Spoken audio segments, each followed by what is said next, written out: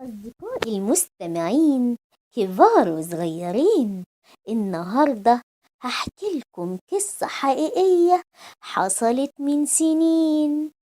كان يا مكان في قديم الزمان كان في ست طيبة قوي اسمها أم سعيد. كانت عايشة مع جوزها أبو سعيد في بيت صغير وبسيط في قرية بعيدة. كانوا فقراء قوي ومصروفهم ما بيكفيش، بس كانوا حامدين ربنا وشاكرين. وفكرت أم سعيد في مشروع صغير علشان المصروف يزيد.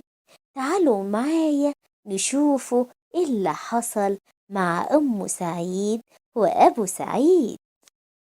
يا أبو سعيد، إيه رأيك أشتري لبن كل يوم وأعمل منه زبدة وقشطة، وإنت تروح تبيعها للتجار الكبار اللي في المدينة اللي جنب القرية؟ والله فكرة يا أم سعيد، وإن شاء الله ربنا يبارك لنا ويزود دخلنا بالحلال. وفعلا نفذت أم سعيد المشروع الصغير، وكل يوم تجيب اللبن وتصنع منه الزبدة والقشطة وتعملهم على شكل كور صغيرة، وتوزن كل كيس كيلو وتديهم لأبو سعيد علشان يبيعهم في المدينة اللي جنب القرية. وياخدهم أبو سعيد ويمشي بيهم مسافة كبيرة جدا لحد ما يوصل للمدينة اللي جنبهم. وفي يوم من الأيام قابله تاجر كبير قوي في المدينة مشهور اسمه عم سليم. عجبته الزبدة والقشطة جدا، فقال له: على فكرة يا أبو سعيد، الزبدة والقشطة بتاعتك حلوة قوي، وعشان كده أنا هشتري منك الكمية كلها كل يوم. من عينيا الاتنين يا عم سليم. وطبعا فرحت جدا أم سعيد وأبو سعيد، وفضل كل يوم يبيع كل الزبدة والقشطة اللي بتعملهم أم سعيد لعم سليم. وفي يوم من الأيام وزنت أم سعيد الزبدة وعطتها لأبو سعيد علشان يبيعها كالمعتاد. بس حصل حاجة غريبة جدا ما كانتش على البال. خد يا أبو سعيد، معاك 10 أكياس زبدة وقشطة، كل كيس كيلو. حاضر يا أم سعيد، بس خدي بالك انتي وزنتيهم كويس علشان المرة دي الكمية أكبر بكتير من المرة اللي فاتت. طبعا طبعا يا أبو سعيد، ده إلا الميزان، ده ربنا قال في كتابه العزيز: بسم الله الرحمن الرحيم، ويل للمطففين الذين إذا اكتالوا على الناس يستوفون وإذا كالوهم أو وزنوهم يخسرون.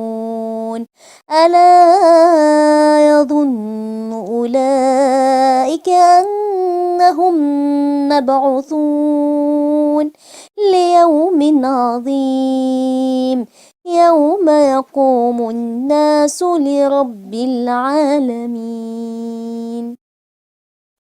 بارك الله فيك يا أم سعيد. وفعلا أخد أبو سعيد الزبدة والقشطة علشان يبيعها لعم سليم. ولما أخد عم سليم الزبدة من أبو سعيد، حس عم سليم إن الزبدة والقشطة خفيفة شوية وشك في ميزانها، وقال لأبو سعيد: معقولة انت انت تخدعني كل المدة دي؟ في ايه في ايه يا عم سليم؟ انا خدت الزبدة والقشطة ودخلت وزنتهم عندي في المحل في الميزانة بتاعتي، لقيتها ناقصة كل كيلو 100 جرام. انت راجل غشاش، انت راجل حرامي، ولازم ابلغ عنك الشرطة. ازاي؟ ازاي يا عم سليم؟ انا راجل عارف ربنا، وعمري ابدا ما غش في الميزان، وباكل حلال طول عمري انا وزوجتي واولادي، وعمري ابدا ما غش الناس. فاستغرب جدا ابو سعيد من الموقف اللي حصل، وبص في الارض وفكر وقال له: اه انا افتكرت حاجة مهمة. انا اصلا ما عنديش ميزانة في البيت، لاني راجل فقير وما اقدرش اجيب ميزانة ولو حتى على قد الايد. ففي يوم من الايام اخدت منك كيس سكر واشتريته منك على انه كيلو، ومن ساعتها وانا بوزن كيلو السكر بكيلو الزبدة والقشطة.